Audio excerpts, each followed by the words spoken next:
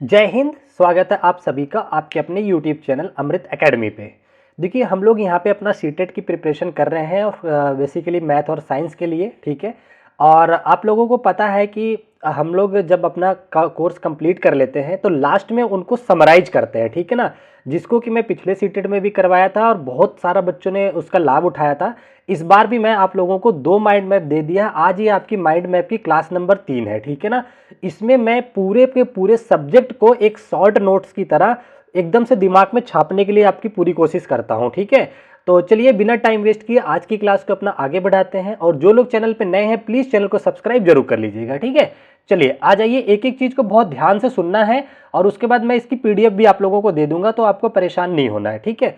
इसमें आपको पूरी की पूरी बायोलॉजी के जितने भी टॉपिक आपके पेपर में आते हैं सबको मैंने लेने की कोशिश किया है, ठीक है। चलिए सबसे पहली बात करते हैं अगर सेल यानी कि कोशिका की, ठीक है ना। कोशिका क्या होती है? कोशिका हमारे शरीर की सबसे छोटी कार्यात्मक और संरचनात्मक इकाई होती है। इसका मतलब क्या है? अगर मैं अपने बॉडी का सबसे छोटा सा छोटा पार्ट काट के निकाल लूं ना, तो इसमें वो सारे गुण विद्यमान होंगे जो मेरे बड़े से बड़े पार्ट में विद्यमान होंगे बॉडी के, ठीक है। तो इसी को बोला जाता है क्या? सेल यानी कि कोशिका। ये सब में पाया जाता है, चाहे पौधे हो जंतु हो, सब में होता है। तो ये आपको समझ आ गया सेल या कोशिका किससे कहते हैं, ठीक है। इसकी खोजकर्ता का नाम है रॉबर्ट हुक ने इसकी खोज करी थी, ये याद रखना, ठीक है। एक क्वेश्चन बनता है कि सबसे बड़ी कोशिका होती है वो होती है शुतुरमुर्ग के अंडे की, ये याद रखोगे। सबसे बड़ी कोशिका शुतुरमुर्ग के अंडे की होती है और सबसे छोटी कोशिका होती है माइक्रोप्लाज्मा की, ठीक है ना। कोशिका के बेसिक से इतना क्वेश्चन आपको याद रहने चाहिए। आगे बढ़ चलते हैं हम लोग अगले टॉपिक पे। अब देखिए और क्या क्या इंपॉर्टेंट पॉइंट है उनको फटाफट से डिस्कस करते हैं इससे सेल से। एक वर्ड आप लोगों ने सुना होगा सेल वॉल यानी कि कोशिका भित्ति। तो देखिए कोशिका भित्ति जो होती है सेलुलोज की बनी होती है, ठीक है, बना होता है। यह केवल और केवल पादपों में पाया जाता है। मोस्ट इंपॉर्टेंट थिंग है जो आपसे पूछेगा कि सेल वॉल प्रेजेंट होती है जंतु कोशिका में, पादप कोशिका में, दोनों में, किसी में नहीं, तो आपको मार्क करना है कि ये प्रेजेंट होता है केवल और केवल किसमें? पादप कोशिका में, ठीक है। याद रखना ये प्लांट्स में पाए जाते हैं। Very nice. उसके बाद आ जाता है आपका कोशिका झिल्ली की, जिसको कि सेल मेम्ब्रेन्स भी बोला जाता है, ठीक है। इसको कहीं कहीं अर्धपारगम में झिल्ली भी लिखा देखने को मिलेगा। यह क्या करता है? यह कोशिका के एक आवरण का काम करता है, कोशिका को ढकने का। कह रहे देखिए यह कोशिका की सबसे बाहरी परत होती है, ठीक है ना। कोशिका झिल्ली कार्बनिक अणुओं जैसे लिपिड और प्रोटीन से मिलकर के बनी होती है, ठीक है ना। कोशिका झिल्ली किसकी बनी होती है? लिपिड्स की और प्रोटीन की मिलकर बनी होती है, ठीक है ना। यह जंतु तथा पादप दोनों में पाया जाता है, ये बात याद रखना। कोशिका झिल्ली जंतु कोशिका में भी होती है और पादप कोशिका में भी होती है। Very nice. उसके बाद तीसरा पॉइंट आपका आ जाता है माइटोकॉन्ड्रिया, ठीक है ना। माइटोकॉन्ड्रिया क्या होता है? इसकी सबसे पहले तो ये याद रखना, इसका जो खोज किया था उनका नाम है ऑल्टमैन, ठीक है ना। देखिए अगर ये वर्ड छोटे लिखे होंगे कोई बात नहीं है, जो मैं बोल रहा हूं उस पर ज्यादा फोकस करना और मैं इसकी पीडीएफ दे दूंगा तो पीडीएफ में पूरा दिखेगा आपको, ठीक है ना। चलिए टेलीग्राम ज्वाइन कर लीजिएगा, वहां मिल जाएगा आपको पीडीएफ। माइटोकॉन्ड्रिया की खोज किसने करी थी? ऑल्टमैन ने करी थी, ठीक है ना। अच्छा, इसे ऊर्जा का पावर हाउस भी कहा जाता है, ऊर्जा गृह भी कहा जाता है, ठीक है। Power house of the cell कहा जाता है इसे कोशिका का पावर हाउस कहा जाता है, क्योंकि यह कोशिका को ऊर्जा प्रदान करता है, एटीपी के फॉर्म में रहता है, ठीक है ना। तो ये बात भी आपको याद रहनी चाहिए, ये डायरेक्ट क्वेश्चन पूछता है। अच्छा एक बात और बता देता हूं, वो जो होता है आप ये भी सर्च कर लेना, प्रोटीन फैक्ट्री किसको कहते हैं, ठीक है ना। राइबोसोम होता है जिसे कि प्रोटीन फैक्ट्री कहा जाता है, तो ये भी पूछ सकता है, तो ये भी नोट कर लेना आप, ठीक है ना। अच्छा अगला जो आता है केंद्रक यानी कि न्यूक्लियस क्या होता है? न्यूक्लियस की खोजकर्ता का जो नाम है वो रॉबर्ट ब्राउन ने किया था। किसने किया था? रॉबर्ट ब्राउन ने किया था। कोशिका के मध्य में जो केंद्रीय सघन पिंड है उसे ही केंद्रक कहते हैं। जैसे अगर ये कोशिका है, इसके बीच में ये जो सघन पिंड होता है इसे केंद्रक कहते हैं। इसके बीच में एक द्रव्य होता है, उसके बारे में भी बताऊं, जिसको कोशिका द्रव्य भी बोला जाता है, तो ये भी पूछता है आपसे, ठीक है ना। रिक्त स्थान के फॉर्म में दे देगा कि बाहर एक्स है, बीच में वाई है, ये जेड है, तो वाई का नाम क्या है, 4 ऑप्शन दे देगा, ठीक है। ये बात समझ में आ गया। फिर क्या कह रहे हैं? केंद्रक कोशिका क्रियाओं की अच्छा नियंत्रण केंद्र है, ठीक है। जो केंद्रक होता है वो कोशिका की सारी क्रियाओं का नियंत्रण केंद्र होता है, ये आपको पता हो गया। अच्छा एक वर्ड आता है प्लास्टिड, जिसको कि लवक बोला जाता है। अब लवक क्या होता है? लवक पहली बात तो ये याद रखना, यह केवल पौधों में पाया जाता है और कहीं नहीं, जंतु कोशिका में नहीं पाया जाता है। यह केवल पादप कोशिका में पाया जाता है। एक बात तो ये याद रखोगे। और देखो, आप लोगों ने सुना होगा हरित लवक क्लोरोफिल बोलते हैं, प्रकाश संश्लेषण के लिए उत्तरदायी होता है, याद रहना चाहिए। जिस पौधे में प्रकाश संश्लेषण नहीं होता उसमें क्या होता है, क्लोरोफिल नहीं होता, तभी नहीं होता है, ठीक है ना। चलिए आगे बढ़ चलते हैं अगले पॉइंट पे। अगला क्या कह रहा है कि कोशिका झिल्ली और केंद्रक के बीच का भाग कोशिका द्रव्य होता है। अभी मैंने बताया, अगर ये कोशिका है, ये बीच में आपका वो आ जाता है, उसका केंद्रक आ जाता है, इसके बीच में जो द्रव भरा होता है उसे कोशिका द्रव्य बोला जाता है। ये भी क्वेश्चन पूछा जाता है, एक तो ये याद रखोगे। अब उसके बाद आ जाते हैं अगले टॉपिक पे। यहां एक क्वेश्चन पूछा जाता है, घटपर्डी या पिचर प्लांट क्या होता है, इससे क्वेश्चन बनता है। तो आप लोगों को पता होना चाहिए, यह एक ऐसा कीटभक्षी पौधा होता है, यह एक कीटभक्षी पौधा होता है, मतलब ये कीड़े को खाता है। इसके पत्तियां जो होती है इस तरह से घड़े के आकार की होती हैं। जब भी कोई कीट आकर के इसमें बैठता है ना, तो इसको बंद कर लेती हैं, और बंद करके कीड़ों से क्या लेती है, नाइट्रोजन अवशोषित करती हैं। ठीक है, ये बात पता हो गया। यह स्वपोषी के साथ साथ विषम पोषी भी होती हैं, ये याद रखना। कौन? घटपर्डी पौधा, जिसको कि पिचर प्लांट बोलते हैं। इसमें क्लोरोफिल भी पाया जाता है, मतलब जब इनको कीड़ पतंगे नहीं मिलते हैं तो ये क्लोरोफिल से अपना सनलाइट की प्रेजेंस में भोजन बना लेते हैं, या पौधे अगर उन्हें कीड़ पतंगे मिल गए तो वे विषम पोषी की तरह उनसे नाइट्रोजन ले लेते हैं। ठीक है ना, तो ये सिंपल सा है, यहां से क्वेश्चन बनेगा तो आपको पता होना चाहिए क्या होता है। एक आपका आता है अमरबेल, जिसको कि कैस्कुटा कहा जाता है। यह एक परजीवी होता है। आप लोगों ने गांव एरिया में देखा होगा, जो बड़े बड़े बबूल के पेड़ होते हैं उस पे पान के पत्ते जैसी एक झाड़ जैसा उस पे उगा होता है, उसको कैस्कुटा बोला जाता है। वो जो होता है उस जिस पेड़ पे रहता है उसी से एनर्जी लेकर के जीवित रहता है। ठीक है, तो ये एक परजीवी की कैटेगरी में आ जाता है। ठीक है, अब आपका आ जाता है एल्गी, जिसको कि शैवाल बोला जाता है। शैवाल क्या होता है? यह पादप जगत का सबसे सरल जीव है जो प्रकाश संश्लेषण प्रकाश संश्लेषण से भोजन बनाता है। इंपॉर्टेंट हो जाता है, याद रखना। आपसे पूछता है वह कौन से सबसे सूक्ष्मतम पादप है, मतलब जीव है जो प्रकाश संश्लेषण करता है। तो पादप जगत का सबसे सरल जीव कौन सा है? शैवाल है, एल्गी है, जो कि प्रकाश संश्लेषण करता है, ये याद रखोगे। फिर आ जाते हैं कवक, यानी कि फंगी क्या होते हैं? यह मृतोपजीवी होते हैं, बस इतना याद रखना, फंगी क्या होते हैं? मृतोपजीवी होते हैं। ठीक है, अब हम आ जाते हैं कुछ बीमारी और उनसे होने वाले रोग। ठीक है ना, चलिए सबसे पहले देखेंगे हम लोग प्रोटोजोआ द्वारा होने वाले रोग कौन कौन से हैं। तो देखिए, एक ट्रिक है, इसके माध्यम से आप कोशिश करना आपको याद रहे, क्योंकि ये इंपॉर्टेंट टॉपिक हो जाता है। रोग और रोगाणुओं से बहुत क्वेश्चन पूछता है। ठीक है ना, पहला जो ट्रिक आपके सामने है ये है पे काम सोप। ठीक है, देखिए ये ट्रिक आप लोगों को मार्केट में बहुत जगह देखने को मिल जाएगी। तो कोई ये नहीं कह रहा, लास्ट ईयर एक बच्चा कमेंट कर रहा था, पता नहीं कहीं और का कह रहा था कि सर वहां से लिए हैं क्या। नहीं, देखिए सबके पास है, सबके पास नोट्स वगैरह पड़े हैं, बहुत सारे टीचरों ने भी पढ़ाया है, सबके पास है। तो इस पे मत जाइएगा, आप अपने कंटेंट पे फोकस कीजिएगा। ठीक है ना, तो देखिए प्रोटोजोआ से रोग हो रहा कौन कौन होता है? एक तो पेचिस होता है, कालाजार होता है। ठीक है ना, कालाजार बालू मक्खी की उसका श्रावण करती, मतलब कि वाहक होती है। ठीक है,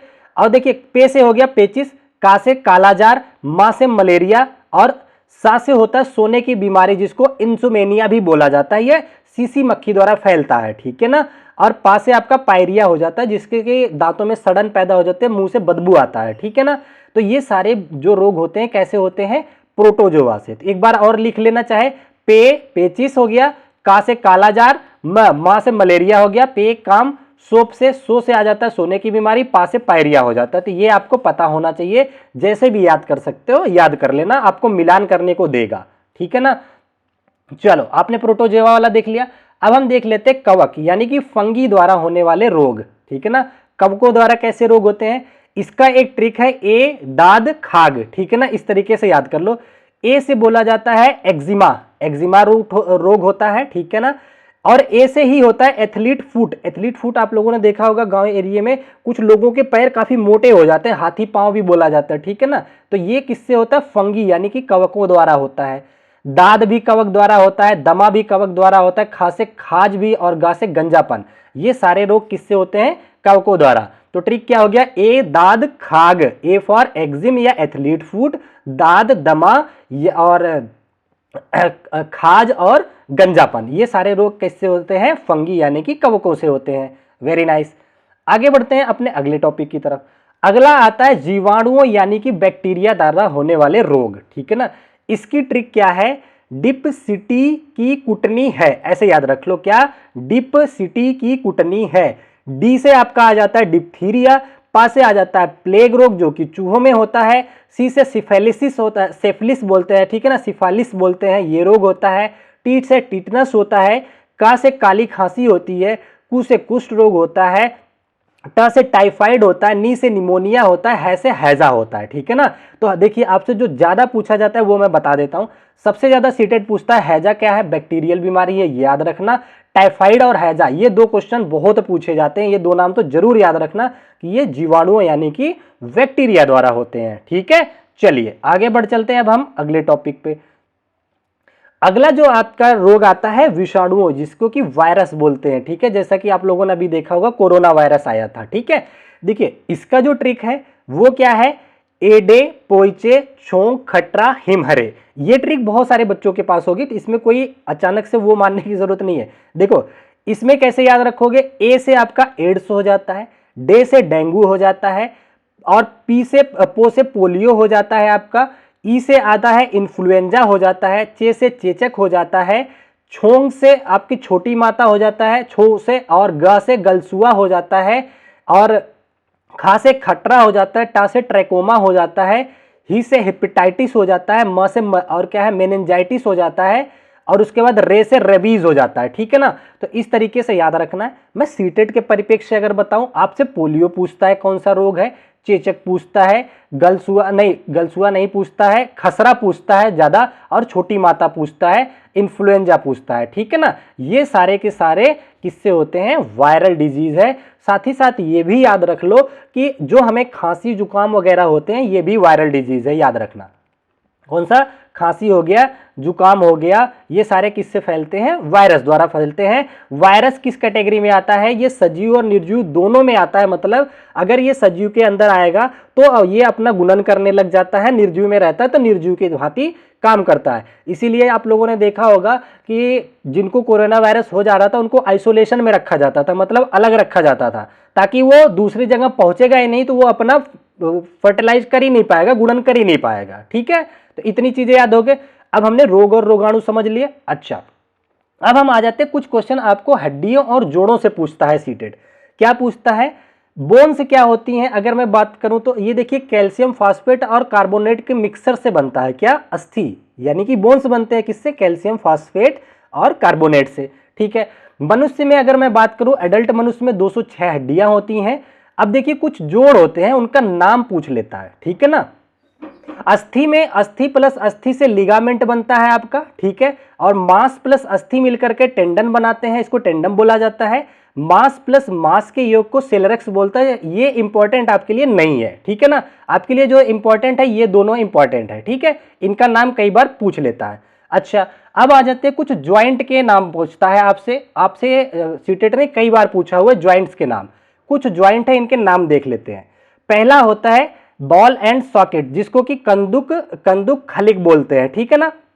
इसमें क्या होता है, इसमें एक खाली स्थान होता है, सभी दिशा में घूम सकती है। ये जोड़ जैसे ना, ऐसे मान लो ये कब्जा हो गया, ये खाली जगह हो गया, इसमें ये जाके ऐसे फंस जाता है, यूं करके घूम सकता है, ठीक है ना। इसको बॉल एंड सॉकेट ज्वाइंट बोलते हैं, कंदुक खलल बोलते हैं। और ये कहाँ पाया जाता है, बाजू कंधे में पाया जाता है। आप देखो हाथ को ऐसे हिलाओगे ना तो यहाँ पे यही वाला जोड़ रहता है, नाम याद रखना। उसके बाद अगला आ जाता है हिंज यानी कि कब्जा संधि, ठीक है। यह क्या कहता है, यह संधि केवल एक ही ओर गति की अनुमति देगी। जैसे आप लोग देखो, ये हाथ देखो, ऐसे मैं खोलूंगा तो यहां आके रुक जाता है, ये ऐसा नहीं कि पीछे मुड़ के चला जाएगा। तो यहाँ पे क्या है, कब्जा संधि। कब्जा वर्ड कैसे याद रखोगे, आप लोगों ने देखा होगा दरवाजे में कब्जा लगा होता है। कब्जा क्या काम करता है, दरवाजे को आधा ही खुल पाता है, दरवाजा 360 डिग्री नहीं खुलता कभी, तो इसका नाम होता है कब्जा संधि, ठीक है ना। तो ये घुटने में पाई जाती है और कोहनी में पाई जाती है, ये याद रखोगे, ठीक है। एक नाम याद रखोगे पाइवोट, जिसको कि खूटी संधि बोलते हैं, ठीक है ना। ये खूटी के समान होता है, खूटी के समान इन द सेंस की खूटी कई बार होता है ना अंदर जाम हो जाती है, थोड़ा आगे पीछे होता है, हिलता है। उसी तरीके से अपने गर्दन में ज्वाइंट होता है, इस तरीके से देखो गर्दन अपनी हिलती है, ठीक है ना। तो इसी को बोला जाता है खूटी संधि या पाइवोट संधि, ठीक है ना। ओके उसके बाद एक आ जाता है फिक्स ज्वाइंट, जिसको कि स्थिर संधि बोला जाता है। ये क्या होता है, सीटेट ने एक बार पूछा था कि मस्तिष्क के ऊपरी भाग और ऊपरी जबड़े के बीच ये जो संधि है इसका नाम क्या है, तो यहाँ पे स्थिर संधि है। क्यों? क्योंकि नीचे वाला जबड़ा तो देखो हिलता है, ऊपर वाला क्या हिलता है? नहीं, ये फिक्स है, तो ये फिक्स संधि हो जाएगा। अच्छा, आधारी संधि क्या है? जहां गर्दन और सिर जुड़ते हैं, गर्दन और सिर जुड़ते हैं उसे आधारी संधि बोलते हैं। ठीक है ना। इसमें क्वेश्चन कैसे बनता है, एक रो में आपको संधि का नाम देगा, एक और एग्जाम्पल दे देगा, आपको मिलान करने को कह देगा। ठीक है ना। तो आई होप ये बात आपको क्लियर हो गई होगी। चलिए अब अगले टॉपिक पे आ जाते हैं, ज्यादा टाइम नहीं लेंगे अब, क्योंकि ये माइंड मैप की क्लास है, इसमें मैं शॉर्ट वे में पूरा का पूरा सिलेबस आपका रिवाइज करवाऊंगा। ठीक है, चलो अब देखिए एक हड्डी से क्वेश्चन बनता है। सबसे लंबी हड्डी या सबसे बड़ी हड्डी फीमर होती है जो जांग में पाई जाती है। सबसे छोटी हड्डी स्टेपीज होती है जो कि कान में पाई जाती है। ठीक है। अच्छा, अगला हम आ जाते हैं, नवजात शिशुओं में हड्डियों की संख्या कितनी होती है? 306 होती है। ठीक है, ये आपको याद रखना है। ओके। और क्या, मानव शरीर में 12 जोड़ी यानी कि 24 पसलियां होती है। ये जो रिप्स होती हैं ये जोड़े में होते हैं, 12 जोड़ी या सिंगल में 24 बोला जाता है। ठीक है। ओके, आगे क्या है, अस्थियों का निर्माण संयोजी ऊतकों से होता है। तो देखिए ये पूछता है कि अस्थियों का निर्माण कैसे होता है, ये संयोजी ऊतकों से होता है। ठीक है। अच्छा, एक और बहुत ज्यादा इंपॉर्टेंट पॉइंट आपका आ जाता है जो कि धमनी और सिरा से आ जाता है। ठीक है ना। ये ब्लड सर्कुलेशन वाले चैप्टर से, आपका परिसंचरण तंत्र से, ये काफी इंपॉर्टेंट हो जाता है। अगर मैं इसकी बात करूं, इसमें देखिए जो धमनियां होती हैं इनके क्या काम है और सिराओं के क्या काम है। धमनियां क्या काम करती हैं, हृदय से शुद्ध रक्त शरीर के विभिन्न अंगों तक ले जाने का काम करती हैं, O2 वाले। ठीक है, ये याद रखना। वहीं अगर सिरा की बात करें, शरीर के अंगों से एकत्रित करके अशुद्ध रक्त को कहां ले जाती हैं? हार्ट के पास ले जाती हैं। ठीक है। दूसरी क्या है धमनी की विशेषता, इसकी जो परतें होती हैं वो मोटी होती हैं और सिराओं की जो परत होती है वो क्या होती है? काफी पतली होती है। सिराएं ऊपर पाई जाती है, नीले कलर की, आप लोगों ने देखा होगा, ऐसे मारोगे तो ऊपर उभर के आ जाती है नीले कलर का। ठीक है। और जो धमनियां होती है वो अंदर होती है, क्योंकि इसमें ब्लड काफी प्रेशर से जाता है। ठीक है। तो इसमें देखिए धमनियों में अधिक रक्तदाब और स्पीड होती है, इसमें कम रक्तदाब और स्पीड होता है। अगर धमनी की बात करें, शरीर की गहराई में पाई जाती है, सिरा जो है ऊपर पाया जाता है, आपको बाहर से दिख जाएगा। ठीक है। अब इनके अपवाद होते हैं। अपवाद क्या है, जो फुफ्फुस धमनी होती है उसमें अशुद्ध रक्त जाता है। ज्यादातर धमनियों में शुद्ध रक्त जाता है लेकिन फुफ्फुस में अशुद्ध जाता है। इसका अपवाद क्या है, जो फुफ्फुस सिरा होती है, पल्मोनरी सिरा हो वेंस होती है, उसमें शुद्ध रक्त जाता है, इसका अपोजिट। ठीक है ना। इनका कलर मैंने बता दिया, धमनियों का कलर लाल होता है और जो वेंस होती हैं यानी कि सिराएं होती हैं वो नीले रंग की होती है। आपने ऊपर देखा होगा हरे रंग की नसें दिखती हैं जो। ठीक है। अच्छा, इतनी बात समझ गए। थोड़े से टॉपिक और बचे हैं, फटाफट से इनको रिवाइज कर लेते हैं। यहाँ पे देखिए कह रहा है शरीर में रक्त संचरण का मार्ग क्या होता है। ठीक है ना। ये देखिए पहले हार्ट है, हार्ट से रक्त जाता है महाधमनी, महाधमनी से फिर धमनी, धमनी से छोटी धमनी, छोटी धमनी से कोशिका में केशिका बोलते हैं, ये केशिका होना चाहिए, केशिका, और उसके बाद छोटी सिरा में, फिर बड़ी मतलब सिरा में, फिर महासिरा, फिर हार्ट में। तो ये फ्लो चार्ट आपको याद रखना चाहिए, ये डायरेक्ट क्वेश्चन बनता है। ठीक है ना। अच्छा, अब हम आ जाते हैं हार्ट की संरचना से, यहां से भी क्वेश्चन बनता है। आपको पता होना चाहिए जो ह्यूमन हार्ट होता है इसके 4 चैम्बर होते हैं। ठीक है ना, 1 2 3 4 चैम्बर में बटा होता है। ऊपर वाले को अलिंद बोला जाता है, एट्रियम। ठीक है। नीचे वाले को निलय जो बोला जाता है, वेंट्रिकल। एक होता है दायां अलिंद, बायां अलिंद, दायां निलय, बायां निलय, ये आपको याद रखना है। ठीक है ना, ये 4 पता चल गया। अच्छा, अब यहां से कुछ इंपॉर्टेंट क्वेश्चन बनते हैं, मैं उसको डिस्कस कर देता हूं एक बार। देखिए आपसे क्वेश्चन पूछता है, मछलियों के हृदय में 2 कक्षक चैम्बर होते हैं। ठीक है, जो मछलियों का हृदय होता है उसमें 2 चैम्बर होते हैं। ये क्वेश्चन पूछा गया कितने चैम्बर होते हैं? 2। कह रहा है स्तनधारी तथा पक्षियों में 4 चैम्बर होते हैं, जैसे ह्यूमन हो गए, जानवर हो गए और चिड़िया हो गई, उनमें कितने चैम्बर होते हैं? 4 चैम्बर होते हैं। यहाँ पे हमने बना के दिखा दिया। अब देखिए एक चीज याद रखना, जो सरीसृप होते हैं, जो रेंग के चलने वाले होते हैं, उनमें ज्यादातर तो 3 चैम्बर होते हैं, लेकिन इनके अपवाद हैं। अपवाद कौन सा है? मगरमच्छ तथा घड़ियाल, ये सरीसृप होते हुए भी इनके अंदर 4 चैम्बर होते हैं। ये बात आपको याद रखनी है। ठीक है। चलो अगला पॉइंट देख लेते हैं, इसमें क्या है। इसमें अगला पॉइंट कह रहा है मानवों में रुधिर प्रवाह कैसे कैसे होता है, उसकी संरचना देख लो। देखिए मानवों में जो रुधिर प्रवाह होता है, पहले फुफ्फुस यानी कि लंग्स से पल्मोनरी सिरा, पल्मोनरी सिरा, पल्मोनरी सिरा, पल्मोनरी सिरा, लेकर के जाता है, ठीक है, ब्लड को। फिर हृदय में, हृदय से धमनियां ब्लड को कैरी करके शरीर, पूरे शरीर में ले जाती हैं। उसके बाद पूरे शरीर से सिराएं इकट्ठा करके, जब अशुद्ध हो जाता है रक्त, फिर सिराएं इकट्ठा करके हृदय के पास लाते हैं। फिर हृदय से फुफ्फुस धमनी द्वारा फिर फेफड़े में चला जाता है, फिर फेफड़ा प्योर कर देता है, फिर वापस ये प्रक्रिया चलती रहती है, ठीक है। ऐसे देखो, अगर ये आपका हार्ट हो गया, ये 4 चैम्बर हो गया, इधर मान लो ये आपकी शरीर है। अब देखिए, शरीर से अशुद्ध रक्त लेकर के हृदय में पहुंचाया सिरा, ये कौन लेके गया? सिरा। यहां पे मान लो आपका फेफड़ा है, ठीक है ना, फुफ्फुस। अब सिरा से, सिरा यहां हार्ट में दे दिया। अब यहां से जो है फुफ्फुस, सॉरी हाँ, फुफ्फुस धमनी, फुफ्फुस धमनी लेके आ गई किसके पास? इसके पास, फुफ्फुस के पास। अब यहां से क्या, फुफ्फुस सिरा, वापस जब ये प्योर हो गया तो फुफ्फुस सिरा लेके आ गया हार्ट के पास। फिर हार्ट से कौन उठाया? धमनी ले आकर के पूरे शरीर में दौड़ा दिया। ये इसका रास्ता होता है, ये डायरेक्ट क्वेश्चन बनता है, ये आपको याद रखना है। चलो फटाफट से और आगे बढ़ चलते हैं। अगला कह रहा है आपसे प्रकाश संश्लेषण के बारे में। तो देखिए, प्रकाश संश्लेषण एक रासायनिक अभिक्रिया होती है जिसमें ऊष्मा निकलती है। यहाँ देखिए 6 का CO2 + 12 H2O सनलाइट की प्रेजेंस में, ठीक है, और क्लोरोफिल की उपस्थिति में क्या बना देता है? ग्लूकोज, CO2 और H2O बनाता है, ठीक है ना। अच्छा, CO2 क्यों बनाया गया? यहाँ तो O2 बनाना चाहिए, 6O2। चलो ये याद रखना, प्रकाश संश्लेषण से इतना क्वेश्चन बनता है, रिवाइज हो रहा है बस। अच्छा, अब एक क्वेश्चन बनता है पौधों और पुष्पों से कि द्विलिंगी कौन से हैं और एक लिंगी कौन से हैं, ठीक है ना। इसमें देखिए आपसे कह रहा है कि सरसों, गुलाब और पिट्यूनिया ये द्विलिंगी पुष्प होते हैं, ये द्विलिंगी के उदाहरण है आपके, ठीक है। अच्छा, सरसों, गुलाब और पिट्यूनिया किसके उदाहरण है? द्विलिंगी के उदाहरण है। अच्छा, जिनमें पुंकेसर और स्त्री केसर दोनों एक साथ होते हैं, ये पता हो गया। मक्का, पपीता, खीरा ये एक लिंगी पुष्प के उदाहरण है। और क्या है? मुसला जड़े के बारे में आ जाता है और फाइब्रस रूट के बारे में आ जाता है, ठीक है। इसमें क्या कहता है? मुसला जड़ यानी कि टैप रूट किसमें किसमें होता है? कुछ एग्जाम्पल याद रख लो। सलजम हो गया, चुकंदर हो गया, गाजर हो गया, मूली हो गया, इसमें होता है। फाइब्रस रूट क्या होता है? धान, गेहूं, केला और बांस होते हैं, ठीक है ना, फाइब्रस रूट। इसमें देखिए क्या होता है, इस तरह से जड़ें होती हैं, ठीक है, ये जड़ें होती हैं। इसमें एक तो रूट होता है टैप रूट, जिसमें एक सिंगल जड़ जाती है, और एक में यहाँ पे रोए जैसा निकला होता है, उन्हें फाइब्रस रूट बोलते हैं, ठीक है। तो ये कुछ एग्जाम्पल आप याद रखोगे। ओके, फटाफट से आगे देख लेते हैं। यहाँ पे है जाइलम और फ्लोएम, ठीक है ना। जाइलम क्या होती है? टिश्यूज होते हैं जो पौधों में पाए जाते हैं। जाइलम क्या काम करता है? पौधों में जल एवं पोषक के परिवहन के लिए संवहन ऊतक का काम करता है, ठीक है। क्या करता है जाइलम? जल का, मतलब जड़ से जल को लेकर के ऊपर तक जाता है। फ्लोएम इसका उल्टा होता है, पौधों में भोजन संवहन का काम करता है। कैसे याद रखोगे? जा से जाइलम, जा से जल, अब फा से फ्लोएम, फा से फूड, ऐसे याद रख लो, ठीक है ना। अच्छा, एक आता है वर्ड स्टोमेटा, यानी कि रंध्र आता है। रंध्र क्या होता है? आप लोगों ने पत्तियों पे देखा होगा, छोटे छोटे छिद्र होते हैं, उन्हीं को बोला जाता है क्या?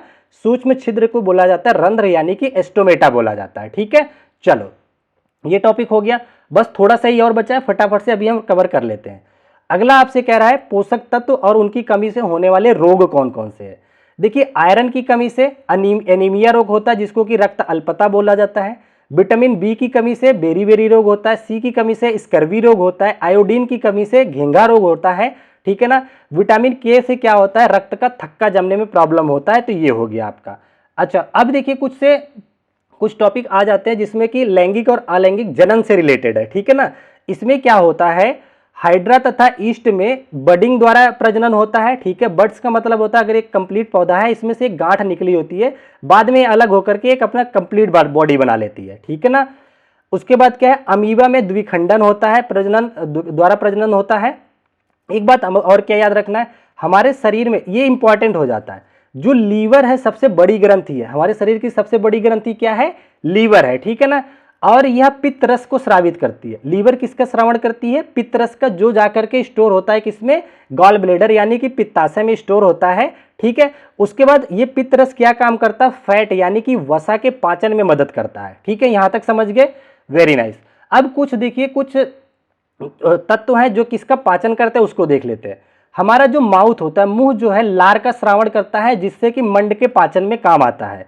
अमाशय जो है पाचक रस यानी कि HCl छोड़ता है, जिससे कि प्रोटीन पाचन में काम आता है। यकृत को बता ही दिया, पित्तरस का स्राव करता है, वसा का पचाने में काम आता है, ठीक है ना। अब हम आ जाते हैं, अगला टॉपिक जो है प्रजनन से है। इसमें कैसे होता है? यहां से डायरेक्ट क्वेश्चन पूछता है, ठीक है ना। ये देखिए, नर युग्मक और मादा युग्मक। देखिए, मेल गैमेट और फीमेल गैमेट्स मिल करके क्या जब फर्टिलाइज हो जाते हैं, फ्यूज होकर के क्या बनाते हैं, जाइगोट बनाते हैं, युग्मज बनाते हैं, ठीक है ना। क्या बनाते हैं, जाइगोट यानी कि युग्मज बनाते हैं। और ये बाद में जाइगोट जब परिपक्व हो जाते हैं गुच्छेनुमा संरचना, तो क्या बना लेते हैं, एम्ब्रॉय, जिसको कि भ्रूण बोला जाता है। ये किस में रहते हैं, गर्भाशय में रहते हैं। तो ये आपको स्ट्रक्चर पूरा याद होना चाहिए, डायरेक्ट क्वेश्चन यहां से बनता है, ठीक है ना। अच्छा, आगे आ जाते हैं हम यहाँ पे। अब देखिए यहाँ पे पूछ रहा है आपसे, पौधा दे रखा है पत्तियों, और इसमें देखिए सिरा, पत्तियों की दो संरचनाएं होती है, एक आपकी जालिकावत होती है, एक समानांतर होती है। तो देखिए गुड़हल में जालिका रूपी संरचना होती है पत्ती की। जालिका का मतलब आपने ऐसे पत्ती देखा होगा, इसमें इस तरह से जाले बने होते हैं, ठीक है ना, ऐसे सिराएं बहुत निकली होती है, ठीक है ना। जिसकी जालिका रूपी जड़ पत्ती होंगे उसका जड़ हमेशा मुसला देखने को मिलेगा। गुलाब में भी यही होता है। बांस में आप देखोगे पत्तियां जो होती है समानांतर इस तरीके से होती हैं, तो इसमें जड़ जो है वो फाइब्रस रूट मिलती है, ठीक है ना। ये धान हो गया, वेरी नाइस। अच्छा, अब हम कुछ ग्रंथियों से आ जाते हैं। अब अपना चैप्टर खत्म होने वाला है, 2-4 पॉइंट और बचा है, 2-4 मिनट की वीडियो और बची है, ठीक है ना। देखो, कह रहा है पीयूष ग्रंथि को मास्टर ग्रंथि भी कहा जाता है, ये आपको पता होगा, ये मस्तिष्क में है। लास्ट में अभी मैं इसको डिटेल में बताता हूं, ठीक है ना। इसको मास्टर ग्रंथि भी कहा जाता है। अच्छा, अब देखिए एक क्वेश्चन बनता है आपका, किससे, आपसे पूछता है मेंढकों में कायांतरण होता है का प्रक्रम थायरॉक्सिन हार्मोन द्वारा नियंत्रित होता है। आपसे क्वेश्चन पूछेगा कि मेंढक जो होते हैं वो अपना जो कायांतरण होते हैं किससे नियंत्रित करते हैं, उसमें थायरॉक्सिन हार्मोन होता है, जिसके उत्पादन के लिए जल में आयोडीन की उपस्थिति अति आवश्यक होती है। आयोडीन युक्त अगर जल है तभी जाकर के मेंढक का कायांतरण होता है। उसमें क्या होता है, सबसे पहले वो लार्वा छोड़ के जाते हैं पानी के ऊपर, फिर मेल जो आता है मेंढक वो अपना स्पर्म छोड़ के जाता है। ये फ्यूज होकर के क्या बनाते हैं, छोटे टेडपोल बनते हैं पहले, फिर थोड़े बड़े मेंढक बन जाते हैं। ये इनका प्रोसेस चलता है। इसमें आयोडीन याद रखना है और थायरॉक्सिन हार्मोन याद रखना है, ठीक है। चलिए, एक इंपॉर्टेंट पॉइंट हो जाता है आपका केंद्रक। केंद्रक क्या करता है, केंद्रक माइटोकॉन्ड्रिया, दो चीजें, केंद्रक और माइटोकॉन्ड्रिया और लवक ऐसे कोशिका अंग है जिनमें स्वयं के डीएनए अंतर्विष्ट होते हैं। तो ये बात याद रखनी है, ठीक है। अच्छा, यहां तक समझ गए। चलिए, अब आपको इस तरह से फिगर दे देता है और आपसे पूछता है, यहां पे दिखा देगा, यहां तो मैंने नाम लिखा है, ये फिगर देख के आपको बताना होगा कि इस ग्रंथि का नाम क्या है। देखिए, मस्तिष्क में मटर के दाने जैसी ग्रंथि होती है जिसको कि पीयूष ग्रंथि बोला जाता है, इसी को मास्टर ग्रंथि भी बोला जाता है, ठीक है। ये जो स्राव करती है, वृद्धि हार्मोन स्राव करती है कौन सा, वृद्धि हार्मोन, ठीक है ना। उसके बाद आपका आ जाता है थायराइड ग्रंथि। थायराइड ग्रंथि तितली की संरचना का गले में होता है, ठीक है ना। ये थायरॉक्सिन हार्मोन का स्राव करती है, ठीक है, यहाँ तक जो कि ग्वाटर रोग में काम आता है। अच्छा, ये नहीं पूछा जाता है बाल ग्रंथि। अग्नाशय आपसे पूछा जाता है, यहाँ पे पाया जाता है। और देखिए, ये जो किडनी के ऊपर होता है एड्रिनल ग्रंथि होती है, जिसको अधिवृक्क भी कहते हैं, जो कि एड्रिनल की अगर बात करें, ये शायद एड्रिनल ही इसका इंग्लिश होता है। वो क्या करता है, तनाव के समय में आपको क्या करता है, स्राव करता है हार्मोन्स का, ठीक है। उसके बाद देखिए यहाँ पे जनन ग्रंथियां आ जाती है। स्त्रियों में गर्भनाल और गर्भाशय होता है और पुरुषों में क्या होता है, ये अंडकोश होते हैं, ठीक है ना। तो ये सारी चीजें बस फोटो आपको पता होनी चाहिए। आई होप आपका एक अच्छा रिवीजन हो पाया होगा और मैंने पूरी कोशिश करी है कि बायो का जितना भी पार्ट आ रहा था उन सबको समराइज करने के लिए मैंने पूरी कोशिश करी है, ठीक है ना। तो अगर आपको वीडियो पसंद आई है तो आपको लाइक शेयर सब्सक्राइब कर लेना है। बाकी फिर जो अगले अपने पेडागोजिकल पार्ट बचे हैं उनकी भी एक शॉर्ट माइंड मैप लेके आऊंगा, और 2 माइंड मैप ऑलरेडी बन चुके हैं, जो लोग नहीं देखे हैं वो जा करके देख सकते हैं, ठीक है। तो चलिए, आज की वीडियो यहीं तक रखते हैं, आप लोगों से फिर मिलेंगे नेक्स्ट वीडियो में। तब तक के लिए आप अपना ध्यान रखें। Bye bye, take care, thank you so much, जय हिंद।